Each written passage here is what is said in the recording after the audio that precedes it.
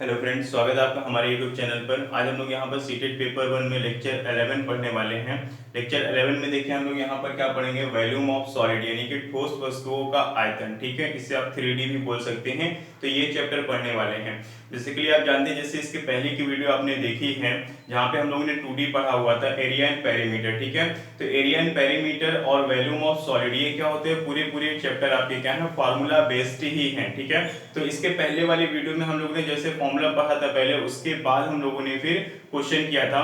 तो इस वीडियो में भी हम लोग यहाँ पर सबसे पहले फॉर्मूले को पढ़ेंगे, फॉर्मूले को समझेंगे, उसके बाद फिर हम लोग क्वेश्चन पे करेंगे। ठीक है, तो आइए सबसे पहले हम देखते हैं कि यहाँ पे फॉर्मूले क्या है और किन किन आकृतियों पे आपके क्वेश्चन ज्यादा पूछे जाते हैं। ठीक है, तो आइए देखते हैं फॉर्मूला आपका है यहाँ पे। तो आइए देखते हैं फॉर्मूला आपका यहाँ पर है। सबसे पहले देखिए हम लोग यहाँ पर क्या पढ़ेंगे, घन यानी कि क्यूब पढ़ने वाले हैं। क्यूब आपका देखिए कुछ इस प्रकार से होता है, जिसकी लंबाई चौड़ाई और ऊंचाई क्या होती है, आपकी इक्वल होती है। ठीक है, और इसकी भुजा हम क्या लिखते हैं, ए लिखते हैं। ठीक है, ये आपका क्या है, क्यूब है।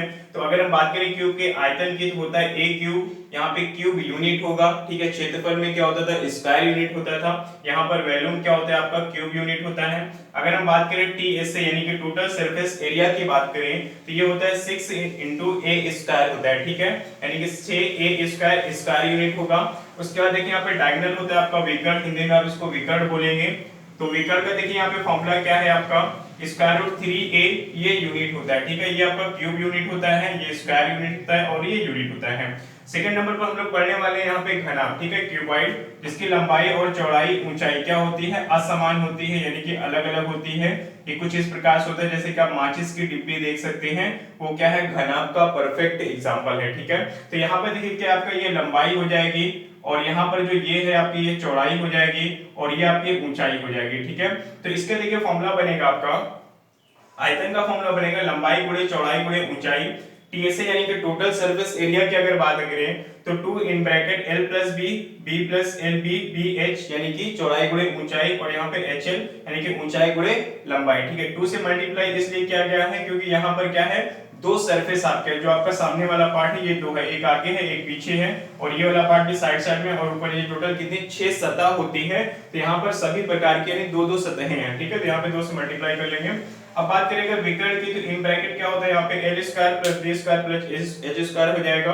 और देखिए एक फॉर्मूला मैंने यहाँ पे और लिखा हुआ है, कमरे के चारों दीवारों का क्षेत्रफल। ठीक है, अक्सर आपसे ये क्वेश्चन पूछ लिया जाता है कि किसी कमरे की लंबाई चौड़ाई और ऊंचाई आपको बताई जाती है और कहा जाता है इस कमरे के चारों दीवारों का क्षेत्रफल क्या होगा। तो फॉर्मूला आपका हो जाएगा 2 इंटू इन ब्रैकेट लिखेंगे एल प्लस बी यानी कि लंबाई प्लस चौड़ाई, और ऊंचाई से यहाँ पर हम लोग क्या करेंगे, उसको मल्टीप्लाई कर देंगे। ठीक है, तो उम्मीद करता हूँ यहाँ तक आपको समझ में आ गया होगा। ठीक है, आगे बढ़ते हैं और तीसरे नंबर पे हम लोग पढ़ेंगे यहाँ पे शंकु पढ़ने वाले हैं। तो देखिए शंकु क्या होता है, आपको कुछ इस प्रकार से होता है, जैसे कि शंकुआकार टेंट वगैरह आपका होता है, जहां पर ये आपकी क्या होती है, ऊंचाई हो जाती है, और ये उसका क्या है, यहाँ पे तल है, जहां पे ये आपकी त्रिज्या हो जाएगी, और ये क्या, तिरछी ऊंचाई यानी कि इसको तिर्यक ऊंचाई भी कहा जाता है। ठीक है, तो देखिए मैंने यही लिखा यहाँ पे, त्रिज्या क्या है, आर है, तिर्यक ऊंचाई क्या है, स्मॉल एल है, और ऊंचाई क्या है, एच है। ठीक है, अब हम लोग बात करेंगे फॉर्मूले की। तो यहाँ पे सबसे पहले तिरछी ऊंचाई का निकालने का फॉर्मूला देखिए ये हो जाएगा। तो यहाँ पे क्या करते हैं हम लोग, पाइथागोरस के प्रमेय लगाते हैं, जहां पे तिरछी ऊंचाई क्या है, कर्ण का काम करती है। तो कर्ण बराबर क्या होता था, वहां पर लंब स्क्वायर प्लस आधार स्क्वायर, यहाँ पर लंब क्या है, ऊंचाई है, तो एच स्क्वायर हो गया, और आधार क्या है आपकी, त्रिज्या है, तो ये क्या हो जाएगा आपका, यहाँ पर ये आधार का काम करेगी। ठीक है, तो L is equal to H square plus R square हो जाएगा। सेकंड नंबर पे देखिए क्या है, वॉल्यूम यानी कि आयतन है। आयतन का फॉर्मूला देखिए यहाँ पे क्या है, 1/3 पाई आर स्क्वायर एच हो जाएगा। अगर हम बात करें CSA, अब देखिए CSA यहाँ पर क्या है, CSA देखिए यहाँ पर आपका क्या है, कर्व सरफेस एरिया होता है। ठीक है, कर्व सरफेस एरिया होता है, जो कि पाई आर एल उसका फॉर्मूला है। ठीक है, कर्व सरफेस एरिया देखिए क्या होता है, जैसे कि मान लेते हैं आपका क्या है, कोई एक शंकुआकार आपने टेंट बनाया हुआ है। ठीक है, तो इसका जो बेस है, जो आधार है, जो जिस जमीन पे आपने टेंट बनाया हुआ है, उस जमीन का क्षेत्रफल को अगर हम छोड़ दें, तो जो हमने वहां पर कैनवस लगाया हुआ है, जो कपड़े से हमने टेंट को बनाया है, तो उस कपड़े का जो एरिया है वो कहलाता है आपका कर्व सरफेस एरिया। ठीक है, अगर हम बात करें टोटल सरफेस एरिया की, तो यहाँ पर देखिए क्या है, पाई आर एल, यानी कि फिर से वही बात है, कर्व सरफेस एरिया यानी कि जो आपका वहां पे कैनवस आपने लगाया था या फिर किसी कपड़े से आपने बनाया था, या फिर आप ये कह लेंगे जोकर की जो टोपी होती है जो बर्थडे वगैरह सेलिब्रेट करने के टाइम पे आप बच्चों के सर पे रखते हैं, वो जो जिस कागज से बना होता है उस कागज का जो पूरा एरिया है, क्षेत्रफल है, वही आपका यहाँ पर कर्व सरफेस एरिया कहलाता है। ठीक है, तो टोटल सरफेस एरिया में curve surface area plus pi R square. Pi R square क्या है, जब आप टेंट को बनाते हैं तो किसी जमीन पर बनाते हैं तो जमीन का जो क्षेत्रफल होता है, जमीन भी क्या होती है आपकी कुछ इस प्रकार से होती है, गोली होती है वहां पे जहां पे आप टेंट बनाते हैं, तो इस जमीन का जो क्षेत्रफल है इसको आप पाई आर स्क्वायर इसको ऐड कर देंगे। ठीक है, जमीन का आकार क्या होगा जहां पर आप टेंट बनाएंगे वो वृत्ताकार होगा, तो वृत्त का क्षेत्रफल मैंने 2D चैप्टर में आपको पढ़ा दिया है, पाई आर स्क्वायर होता है, तो पाई आर स्क्वायर यहाँ पर हम ऐड कर देंगे। अगर इसको कॉमन लेना चाहे तो देखिए पाई आर कॉमन हो जाएगा, in bracket L plus R, आपका ये फॉर्मूला निकल के आ जाएगा। ठीक है, तो उम्मीद करता हूं यहां तक आपको समझ में आ गया होगा। आगे बढ़ते हैं और आगे करते हैं, आइए देखते हैं आगे। यहाँ पर बेलन है आपका चौथे नंबर पर, सिलेंडर जिसको इंग्लिश में आप कहेंगे। तो बेलन देखिए कुछ इस प्रकार से आपका होता है यहाँ पे। ठीक है, ये आपका बेलन हो जाता है और ये इसकी क्या हो जाती है, हाइट हो जाती है। ठीक है, और ये आपकी त्रिज्या कहलाती है। अब देखिए यहाँ पर क्या है, बेलन की त्रिज्या क्या होती है आपकी r होती है और ऊंचाई क्या होती है h होती है। ठीक है, उसके बाद अगर हम बात करें वॉल्यूम की, आयतन की, तो फॉर्मूला आपका हो जाएगा पाई आर स्क्वायर h हो जाएगा। सी से यानी कि कर्व सरफेस एरिया की अगर हम बात करें तो फॉर्मूला क्या है 2 पाई आर एच। ठीक है, अब देखिए यहाँ पर क्या है, कर्व सरफेस एरिया होता क्या है, इस चीज को हम लोग समझेंगे। जैसे कि मान लेते हैं ये आपका जो मार्कर है हमारा, ये क्या है, बेलन का एक एग्जांपल है। ठीक है, तो हम यहाँ पर क्या करें, कर्व सरफेस एरिया का मतलब होता है इस चारों तरफ का एरिया। ठीक है, ये एरिया ऊपर का और नीचे के एरिया को छोड़ करके जो चारों तरफ का एरिया है, यही आपका क्या कहलाता है, कर्व सरफेस एरिया यानी कि वक्र पृष्ठ कहलाता है। ठीक है, तो इसका जो क्षेत्रफल है निकालने का फॉर्मूला क्या है, यहाँ पे 2 पाई आर एच आपका फॉर्मूला होगा। अगर हम बात करें टी से यानी कि टोटल सरफेस एरिया, हिंदी में जिसे आप संपूर्ण पृष्ठ कहते हैं, संपूर्ण का मतलब पूरा। ठीक है, पृष्ठ का मतलब पृष्ठीय क्षेत्रफल, तो इसके लिए आपको क्या करना है, इसके ऊपर वाले और नीचे वाले पार्ट को भी आपको क्या करना होता है, ऐड करना देना होता है। ये क्या आपका वृत्ताकार होता है ऊपर और नीचे, तो वृत्ताकार जो आपका एरिया है उसका फॉर्मूला क्या होता है, पाई आर स्क्वायर होता है, पाई आर स्क्वायर, और यहाँ पर भी आपका पाई आर स्क्वायर, तो एक पाई आर स्क्वायर और एक पाई आर स्क्वायर मिलकर क्या होता है 2 पाई आर स्क्वायर बन जाएगा। तो हमने यहाँ पर 2 पाई आर स्क्वायर ऐड कर दिया। अब अगर आप यहाँ पे कॉमन लेना चाहें तो 2 पाई आर कॉमन लेकर के अंदर h प्लस आर बना सकते हैं, तो शॉर्ट में आपका ये भी फॉर्मूला हो जाएगा। ठीक है, चलिए आगे आते हैं, यहाँ पे गोले की बात करते हैं। तो देखिए यहाँ पे गोला क्या होता है, जगह थोड़ी सी कम है, मैं छोटा सा गोला बना दे रहा हूँ यहाँ पे। ये आपका क्या है, एक स्फीयर है यानी कि गोला है, और इसका यहाँ पे क्या है, ये आपका डायमीटर, ठीक है, व्यास हो जाएगा, ये व्यास है, और इसकी यहाँ से केंद्र से लेकर के इस किनारे तक की बात करें तो ये आपका क्या कहलाता है, त्रिज्या कहलाती है। ठीक है, तो व्यास आपका d होता है और त्रिज्या क्या है यहाँ पे आपकी r हो जाएगी। आयतन की बात करें तो 4/3 पाई आर क्यूब होता है, और अगर यहाँ पर CSA और TSA देखिए, यहाँ पे एक चीज बहुत कंफ्यूज करती है बच्चों को, जो गोला होता है, स्फीयर होता है, इसका जो टोटल सरफेस एरिया है या फिर हम कर्व सरफेस एरिया कहें, दोनों क्या है 4 पाई आर स्क्वायर होता है। ठीक है, दोनों समान होता है, और फॉर्मूला आपका यहाँ पे क्या है 4 पाई आर स्क्वायर इसका फॉर्मूला हो जाएगा। ठीक है, दोनों का अलग अलग फॉर्मूला यहाँ पर नहीं होता है, दोनों का सेम ही फॉर्मूला होता है। ठीक है, चलिए यहाँ तक गोले तक बात हो गई है। आगे बढ़ते हैं हम लोग यहाँ पर और बात करते हैं अर्धगोला यानी कि हेमीस्फीयर की। ठीक है, अब देखिए अर्धगोला क्या होता है, आपको गोले को जब काट करके आप बनाते हैं तो ये क्या होगा, आपका अर्धगोला होगा। ठीक है, कुछ इस प्रकार से बनेगा, थोड़ा सा और ऊपर कर लेते हैं इसको।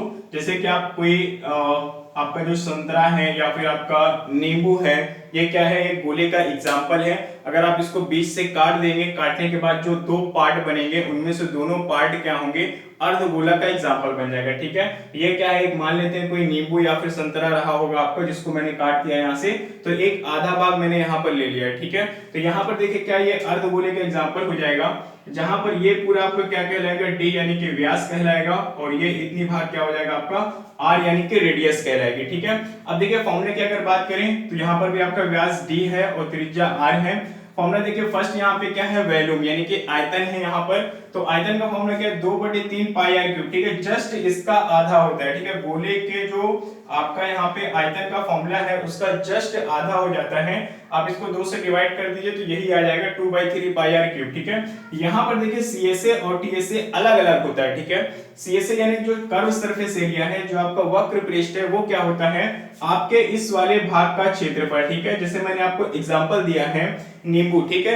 मान लेते एक हरे नींबू को जब आप काट देंगे तो अंदर से जो पार्ट होता है वो व्हाइट होता है, लेकिन ऊपर का जो छिलका होता है वो हरे कलर का होता है, ठीक है। तो अगर हम यहाँ पे बात करें कर्व सरफेस एरिया का, तो नींबू का जो हरा वाला भाग है वो आपका क्या कहलाएगा, कर्व सरफेस एरिया कहलाएगा, ठीक है। उसका फॉर्मूला क्या हो जाएगा, पाई आर स्क्वायर हो जाएगा।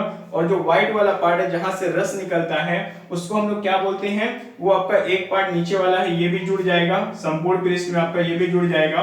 तो क्या हो जाएगा 2 पाई आर स्क्वायर, पहले से था आपका 2 पाई आर स्क्वायर, और ये वाले पार्ट का जो एरिया है वो क्या होता है पाई आर स्क्वायर, ठीक है। इसको भी ऐड कर दीजिए पाई आर स्क्वायर। तो 2 पाई आर स्क्वायर और 1 पाई आर स्क्वायर मिलकर कितना बन जाएगा, 3 पाई आर स्क्वायर बन जाएगा। तो यहाँ पर अर्धगोले में जो आपका वक्र पृष्ठ होता है 2 पाई आर स्क्वायर होता है, संपूर्ण पृष्ठ क्या हो जाएगा 3 पाई आर स्क्वायर हो जाएगा, एक उसमें ऐड हो जाता है, ठीक है। तो उम्मीद करता हूं यहां तक आपको सबको समझ में आ गया होगा। अब हम लोग बात करते हैं प्रिज्म की, ठीक है। देखिए सीटेट के पेपर में प्रिज्म से रिलेटेड बहुत कम क्वेश्चन पूछे जाते हैं, फिर भी मैं जानकारी के लिए आपको बता देता हूं, ठीक है। तो आइए सबसे पहले मैं एक प्रिज्म बना लेता हूं, उसके बाद फिर मैं इसको अच्छे समझाता हूं आपको, ठीक है। तो आइए देखते हैं, यहाँ पर दो मैंने प्रिज्म बना लिए हैं, ठीक है। देखिए यहाँ पे क्या होता है प्रिज्म, मैं पहले आपको सब समझाता हूँ। यहाँ पे देखिए क्या है, प्रिज्म आपका जो है इसका आधार क्या है वो कुछ भी हो सकता है, ठीक है। यहाँ पे त्रिभुजाकार है, यहाँ पर चतुर्भुजाकार है, चतुर्भुजाकार में वर्ग या आयत भी हो सकता है। उसके अलावा आपका यहाँ पे पंचभुजाकार का भी हो सकता है, षटभुजाकार का भी आ सकता है, यानी कि 6 भुजाओं वाला भी हो सकता है।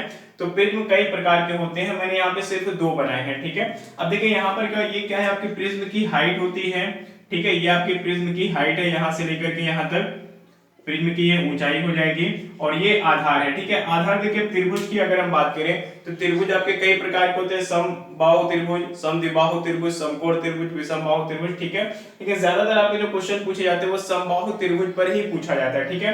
तो अगर हम बात करें इसके आयतन की, तो लिखा क्या है देखिए यहाँ पे आधार का क्षेत्रफल। अब देखिए आधार जैसा भी है, चाहे वो त्रिभुज हो, चतुर्भुज हो या फिर कुछ और हो, उसका क्षेत्रफल निकालना है और उसके ऊंचाई से आपको मल्टीप्लाई कर देना है, तो बस आयतन आपका आ जाएगा, ठीक है। अब देखिए आधार के क्षेत्रफल के लिए मैंने फॉर्मूला 2D में आपको बताया हुआ है, वर्ग का भी क्षेत्रफल, आयत का क्षेत्रफल, वहां पे त्रिभुज 4 प्रकार के थे, चारों प्रकार के त्रिभुज का क्षेत्रफल मैंने बताया आपको, सारी चीजें मैं वहां पे बता चुका हूं। लिंक आपको डिस्क्रिप्शन बॉक्स में दे दिया जाएगा, आप वहां पे जाकर के उसको देख लीजिएगा, ठीक है। तो आधार का क्षेत्रफल गुणे ऊंचाई आपका आयतन का फॉर्मूला है।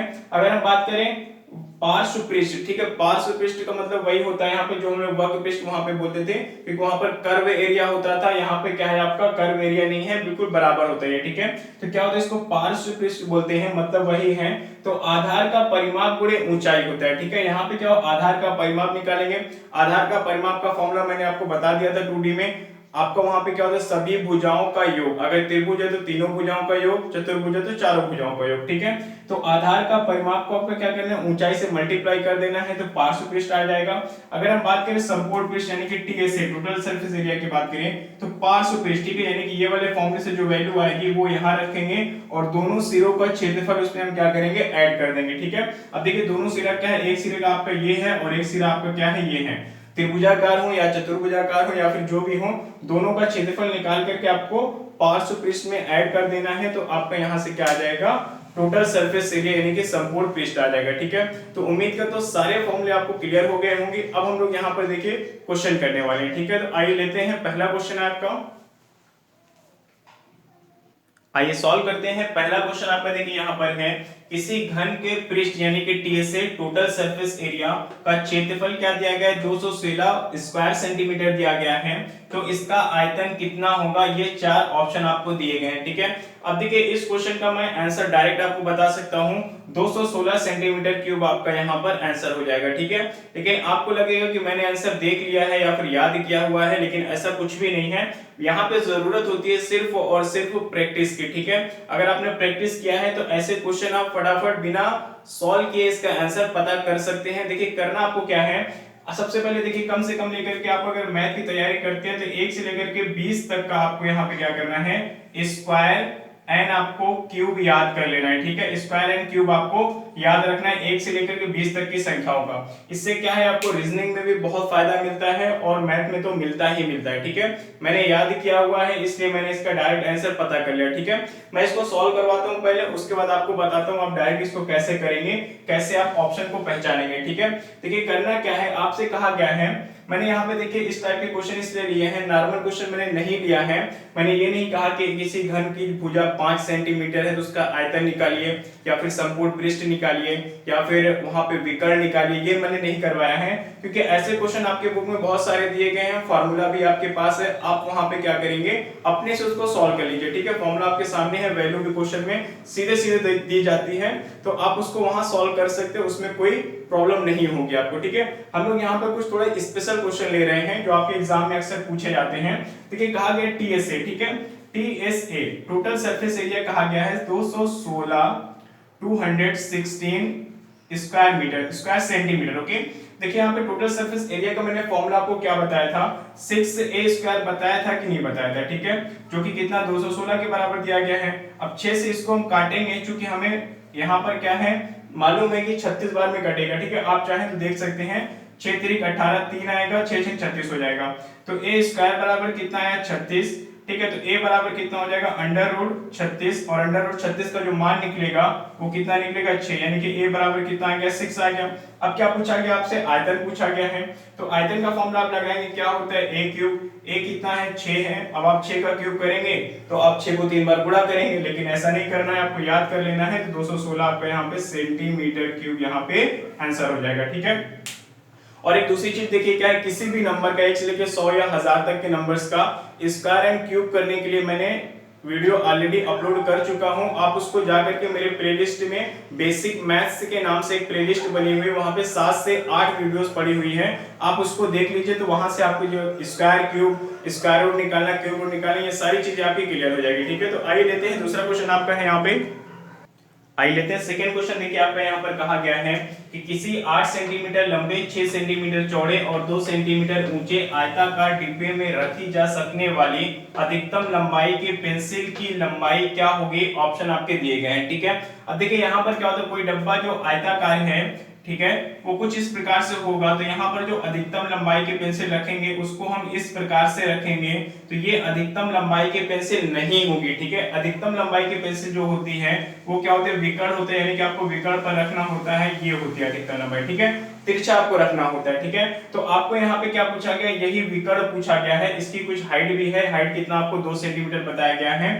तो यहाँ पर देखिए क्या है, यहाँ पर आपका घनाभ के विकर्ण का फॉर्मूला आपको लगाना पड़ेगा, ठीक है। तो घनाभ का विकर्ण का फॉर्मूला देखिए मैंने आपको बताया था, क्या था वहां पे, L square plus B square plus H square, ठीक है, यानी कि तीनों विमाओं को वर्ग करके जोड़ देंगे। तो देखिए एल यहाँ पे लंबाई कितनी है 8 है, तो 8 के स्क्वायर कितना हो जाएगा 64 हो जाएगा, प्लस बी आपकी चौड़ाई 6 है तो 6 का 36 होगा, और ऊंचाई 2 है तो 2 का कितना हो जाएगा स्क्वायर 4 हो जाएगा। चलिए अब हम लोग इसको ऐड कर लेते हैं, 64 और 36 कितना हो जाएगा आपका 100 होगा, 100 में 4 ऐड करेंगे तो 104 बनेगा, ठीक है। अब हमें क्या करना है, 104 का वर्गमूल निकालना है, तो देखिए इसका परफेक्ट वर्गमूल तो नहीं निकल पाएगा, परफेक्ट स्क्वायर नहीं निकल पाएगा, लेकिन अब इसको हम लिखें तो इसको हम लिख सकते हैं 4 गुणा 26 लिख सकते हैं, क्यों, क्योंकि 4 से डिवाइड करेंगे, देखिए क्या हो जाएगा 4 गुना 8 4 6 24, ठीक है। तो अब यहाँ पर देखिए क्या हो जाएगा आपका 4 का वर्गमूल 2 निकलेगा और 26 का वर्गमूल आप नहीं निकाल पाएंगे, तो चूंकि आपका जो ऑप्शन दिया गया है वो स्क्वायर रूट में ही दिया गया है, तो आपको दशमलव में निकालने की जरूरत नहीं है, 2 स्क्वायर रूट 26 आपका यहाँ पर आंसर हो जाएगा, ठीक है। लेकिन अगर ये हम यहाँ पर अंडर रूट 26 का जो वर्गमूल निकालना चाहें अगर कभी भी, तो इसको हम लोग क्या कहते हैं, नॉन परफेक्ट स्क्वायर रूट कहते हैं, ठीक है। तो नॉन परफेक्ट स्क्वायर रूट निकालने के लिए भी मैंने आपको जो थोड़ी देर पहले मैंने प्लेलिस्ट की बात की थी बेसिक कैलकुलेशन की, वहां पर आपको एक video non perfect square root का भी मिल जाएगा, जहां पे इस प्रकार के स्क्वायर रूट आप निकाल पाएंगे, ठीक है। तो आप वो वीडियो जरूर देखें। बाकी हम लोग आगे चलते हैं और अगला क्वेश्चन लेते हैं।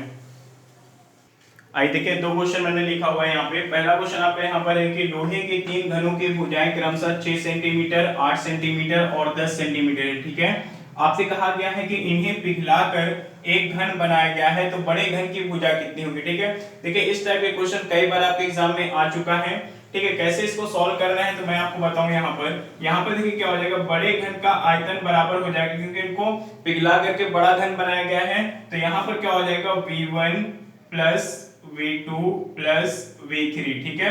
V1 क्या है, पहले घन का आयतन है, V2 दूसरे छोटे घन का आयतन है, और V3 क्या है, तीसरे छोटे घन का आयतन हो जाएगा, ठीक है। तो चलिए इसको सॉल्व कर लेते हैं। सबसे पहले हम क्या करेंगे, बड़े घन की भुजा निकालने के लिए हमें इन तीनों घनों का आयतन निकाल करके प्लस करना होगा, ठीक है। तो यहाँ पे क्या 6 है, यहाँ पे 6 का जो आयतन हम निकालेंगे तो इसका क्यूब करेंगे तो कितना हो जाएगा, आप जानते हैं 6 का क्यूब होता है 216 हो जाएगा, प्लस 8 का क्यूब कितना हो जाएगा आपका 512 हो जाएगा, और उसके बाद देखिए क्या है 10 का क्यूब कितना हो जाएगा आपका 1000 हो जाएगा, ठीक है। इनको आप ऐड कर लीजिए कितना हो जाएगा, देखिए 1000 और 500 कितना 1500 हो जाएगा, 15 तो 1700 हो जाएगा, 1700 में 16 और 12 कितना हो जाएगा 28, ठीक है। तो यहाँ पर कितना आ जाएगा आपका 1728 घन सेंटीमीटर, ठीक है, घन सेंटीमीटर, जो कि क्या हो जाएगा बड़े वाले घन का आयतन हो जाएगा, ठीक है। तो अब देखिए यहाँ पर आपको क्या करना है, 1728 यानी कि इसका हमें क्या करना है, भुजा निकालनी है। तो आप जानते हैं यहाँ पर क्या होता है, a क्यूब होता है, ठीक है। तो a क्यूब यहाँ पे कितना हो जाएगा 1728, यानी कि बड़े घन की जो भुजा है उसका, सॉरी, बड़े घन का जो आयतन है वो कितना हो जाएगा 1728 सेंटीमीटर क्यूब हो जाएगा। तो अब हमें क्या करना है, यहाँ पर भुजा निकालने के लिए क्या करना है, 1728 का क्यूब रूट निकालना पड़ेगा, ठीक है। तो क्यूब रूट देखिए यहाँ पे हम लोग कैसे निकालते हैं, तो आइए मैं आपको बताता हूँ क्यूब रूट कैसे निकालेंगे। देखिए 1728 का क्यूब रूट हम लोग यहाँ पे साइड में करते हैं। आपको क्या करना है, 1728 का क्यूब रूट निकालना है। तो ये भी बेसिक जो आपको मैंने अभी थोड़ी देर पहले बताया था प्लेलिस्ट के बारे में, वहां पे इसकी वीडियो आपको मिल जाएगी, डिटेल में आप देख सकते हैं। वहां पर क्या है कि अगर आपका क्वेश्चन का यूनिट डिजिट 8 है तो आंसर का यूनिट डिजिट क्या होता है, 2 हो जाता है। उसके बाद जो कि आप क्यूब रूट निकालने तो 3 अंक को आपको छोड़ देना होता है, जो अंक बच रहा है यहाँ पे 1 बच रहा है, तो आपको देखना है 1 किनके घनों के बीच में है, ठीक है। तो आप जानते हैं 1 का घन क्या होता है, 1 होता है, और 2 का घन क्या होता है 8 होता है, ठीक है। तो 1 क्या है, 1 और 8 के बीच में ही कहीं ना कहीं है, तो जिसके ये बीच में तो है, ठीक है, उसमें से हम क्या करते हैं पहला वाला नंबर ले लेते हैं 1, ठीक है। तो यहाँ पे कितना आ जाएगा 12। तो यहाँ पे क्या पता चला कि 1728 किसका घनमूल क्या निकलेगा 12 निकलेगा। तो यहाँ पर आपकी भुजा हो जाएगी 12 सेंटीमीटर, ठीक है। इस वीडियो को डिटेल में देखने के लिए नीचे आपको लिंक दिया गया है, वहां पे आप डिटेल में देख सकते हैं, ठीक है। चलिए आगे हम लोग पढ़ते हैं और अगला क्वेश्चन करते हैं। कहा गया है किसी आयताकार कमरे की लंबाई 25 मीटर है, चौड़ाई 20 मीटर है और ऊंचाई 5 मीटर है, तो इसकी चारों दीवारों का क्षेत्रफल ज्ञात कीजिए, ठीक है। देखिए चारों दीवारों के क्षेत्रफल का फॉर्मूला मैंने आपको भी थोड़ी देर पहले बताया था, क्या था 2 इन ब्रैकेट क्या था L प्लस B, और यहाँ पे क्या था इनटू H था, ठीक है। चलिए यहाँ पे 2 रख लेते हैं। L आपका कितना लंबाई दिया गया है 25 मीटर, चौड़ाई दी गई है 20 मीटर, ठीक है। तो यहाँ पे हम लोग क्या लिखेंगे 25 प्लस 20, और यहाँ पे मल्टीप्लाई किससे करेंगे, ऊंचाई जो कि दी गई आपको 5 मीटर, तो 5 से मल्टीप्लाई कर दीजिए। चलिए देखिए 2 गुणा कितना हो जाएगा यहाँ पे 25 और 20 आपका हो जाएगा 45 गुणे 5, ठीक है। तो 5 गुना 10 हो जाएगा, 10 को 45 में गुणा करेंगे तो कितना हो जाएगा 450 मीटर है। तो आपका यहाँ पे एरिया पूछा गया था, तो स्क्वायर मीटर आंसर हो जाएगा, पहला ऑप्शन यहाँ पे बिल्कुल सही हो जाएगा, ठीक है। चलिए आगे बढ़ते हैं और लेते हैं अगला क्वेश्चन आपका।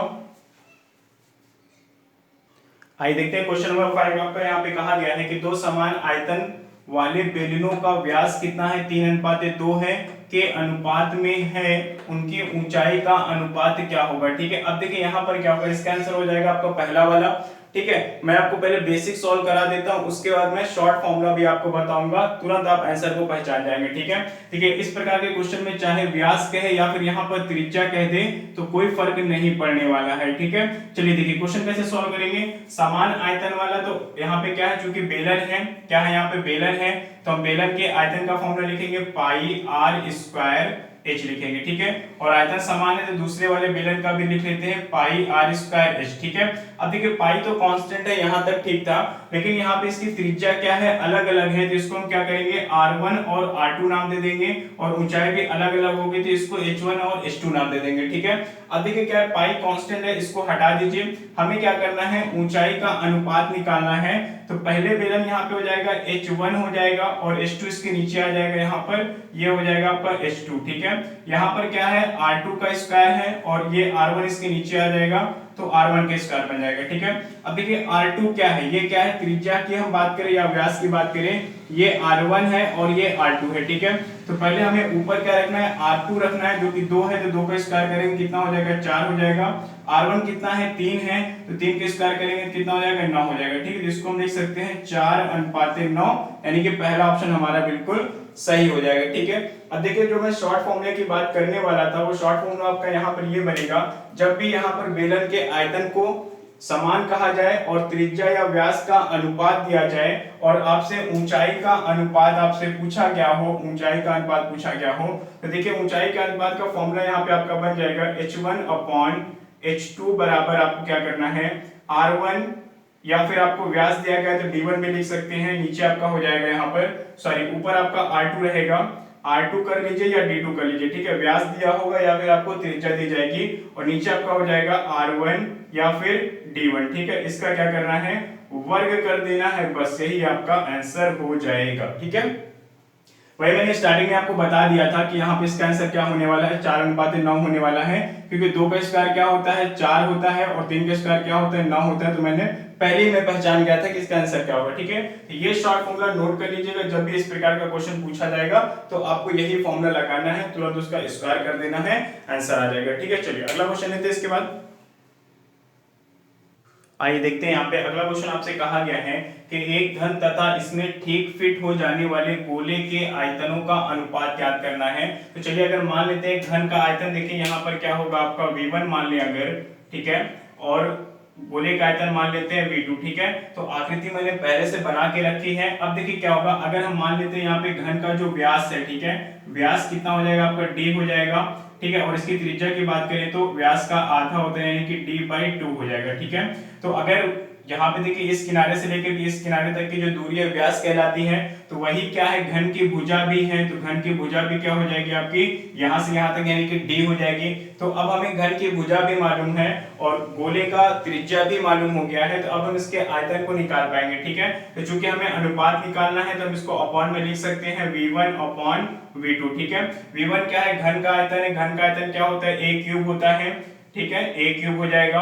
और यहाँ पे अगर हम बात करें गोले के आयतन की, तो मैंने फॉर्मूला लिखवाया था 4/3 पाई r³ लिखवाया था। ठीक है, अब देखिए क्या होगा, a³ क्या है, a आपका d है यहाँ पर, तो d का क्यूब हो जाएगा। ठीक है, अब देखिए यहाँ पे जो 3 है ये ऊपर चला जाएगा और यहाँ पे क्या बचेगा, नीचे आपका 4 बचेगा, पाई आपका पाई ही रहना है। अब देखिए r क्या है, r आपका d/2 है, तो d/2 को हम क्या करेंगे, क्यूब करेंगे तो बनेगा ये d/2 क्या है आपका यहाँ पे, d/2 का अगर हम क्यूब कर देंगे तो क्या बन जाएगा, ये d³/2 का क्यूब 8 बनेगा। ठीक है, तो 2 का क्यूब सॉरी d³ नीचे रहेगा और 8 कहाँ पे आ जाएगा, ऊपर आ जाएगा। ओके, चलिए सॉल्व कर लेते हैं। d 4 दूना 8 कैंसिल हो जाएगा, d³ से d³ कैंसिल हो जाएगा। अब देखिए आपका बचेगा क्या, 3 और 2 तो आपका हो जाएगा यहाँ पे 6 और नीचे क्या बचा, केवल पाई बचा हुआ है, तो इसको हम लिख सकते हैं 6:पाई, यानी कि हमारा तीसरा ऑप्शन यहाँ पे बिल्कुल सही हो जाएगा। ठीक है, तो उम्मीद करता हूँ ये क्वेश्चन भी आपको समझ में आ गया होगा। आगे बढ़ते हैं और अगला क्वेश्चन लेते हैं। चलिए अगला क्वेश्चन देखिए, यहाँ पे आपका अर्धगोला से लिया गया है। कहा गया है कि एक अर्धगोले की त्रिज्या 7 सेंटीमीटर है, तो इसका टीएसए यानी कि संपूर्ण पृष्ठ ज्ञात कीजिए। तो मैंने आपको फॉर्मूला बता दिया है ऑलरेडी। देखिए टीएसए का फॉर्मूला जो होता है वो क्या होता है आपका 2πr² प्लस 1πr², मैंने आपको बताया था, यानी कि 3πr²। ठीक है, अगर यहाँ पर आपको सीएसए पूछा जाता तो आप कौन सा फॉर्मूला लगाते, 2πr² का फॉर्मूला लगाते। ठीक है, फॉर्मूले में थोड़ा सा ध्यान दीजिएगा, 2πr² क्या है, सीएसए के लिए है और 3πr² क्या है, टीएसए के लिए है। अर्धगोले में अगर गोले की बात होती है तो दोनों क्या होते हैं, इक्वल हो जाते हैं और क्या होता है वहां पे सीएसए और टीएसए कितना होता है आपका 4πr² हो जाता है। ठीक है, ये किसके लिए होता है, आपका गोले के लिए होता है। ठीक है, चलिए क्वेश्चन सॉल्व करते हैं। 3 पाई की वैल्यू कितना 22/7 रखेंगे, r कितना है यहाँ पे 7 दिया गया है, 7 का वर्गमूल कितना हो जाएगा आपका 49 हो जाएगा, 7 सत्ते 49 कर लीजिए। चलिए मल्टीप्लाई कर ले, 3 × 22 सत्ते कितना होता है 154 होता है, 3 से गुणा कर दीजिए, 3 चौक 12, कैरी 1 आएगा, 3 पचे 15, 1 16 हो जाएगा, कैरी फिर से 1 आएगा, 3 1 9 3 1 4 हो जाएगा। तो कितना आएगा आपका 462 सेंटीमीटर में था, तो हो जाएगा यहाँ पे, चूंकि आपका टीएसए है तो वर्ग यूनिट होता है, स्क्वायर यूनिट होता है, तो यहाँ पे आपका 462 सेंटीमीटर स्क्वायर, यानी कि पहला ऑप्शन आपका बिल्कुल सही हो जाएगा। ठीक है, चलिए अगला क्वेश्चन लेते हैं इसके बाद। आइए क्वेश्चन नंबर 8 देखिए, आपका यहाँ पर शंकु से लिया गया है। कहा गया है एक शंकु के आधार का व्यास 4 सेंटीमीटर तथा ऊंचाई 2√3 सेंटीमीटर है, तो तिर्यक ऊंचाई ज्ञात कीजिए। ठीक है, देखिए यहाँ पर क्या मैंने तिर्यक ऊंचाई का फॉर्मूला आपको लिखवाया था। मैंने बताया कि यहाँ पर पाइथागोरस का प्रमेय लगता है। क्या होता है यहाँ पे, एल बराबर आपका हो जाएगा h स्क्वायर यानी कि ऊंचाई का स्क्वायर प्लस r स्क्वायर यानी कि त्रिज्या का स्क्वायर। ठीक है, देखिए ऊंचाई आपको कितनी दी गई है, 2√3 दिया गया है, तो 2√3 का आप वर्ग कर दीजिएगा, प्लस r यहाँ पे क्या दिया गया है, व्यास आपका 4 है, तो त्रिज्या कितनी हो जाएगी, त्रिज्या क्या होती है आपकी, व्यास का आधा होता है। ठीक है, तो 4/2 करेंगे तो कितना आएगा, 2 सेंटीमीटर आ जाएगा। तो यहाँ पे आप 2 का वर्ग कर देंगे। ठीक है, अब देखिए इसको सॉल्व करते हैं हम लोग। तो यहाँ पर देखिए क्या हो जाएगा, 2 का वर्गमूल 4 हो जाएगा, और √3 का वर्गमूल क्या होता है, वर्गमूल हटेगा तो 3, यानी कि 4 3 कितना हो जाएगा आपका 12 हो जाएगा, प्लस यहाँ पे 2 का स्क्वायर कितना हो जाएगा 12 और 4 हो जाएगा। ठीक है, तो 12 4 कितना होता है 16। अब देखिए 16 का वर्गमूल आपको मालूम है 4 होता है, तो 4 सेंटीमीटर सीधे सीधे हमारा यहाँ पे आंसर हो जाएगा सेकंड ऑप्शन। ठीक है, चलिए आगे बढ़ते हैं और अगला क्वेश्चन लेते हैं इसके बाद। आइए अगला क्वेश्चन लेते हैं। कहा गया है कि एक शंकु तथा एक गोले की त्रिज्या और आयतन बराबर है। क्या क्या बराबर है, त्रिज्या बराबर है और आयतन बराबर है।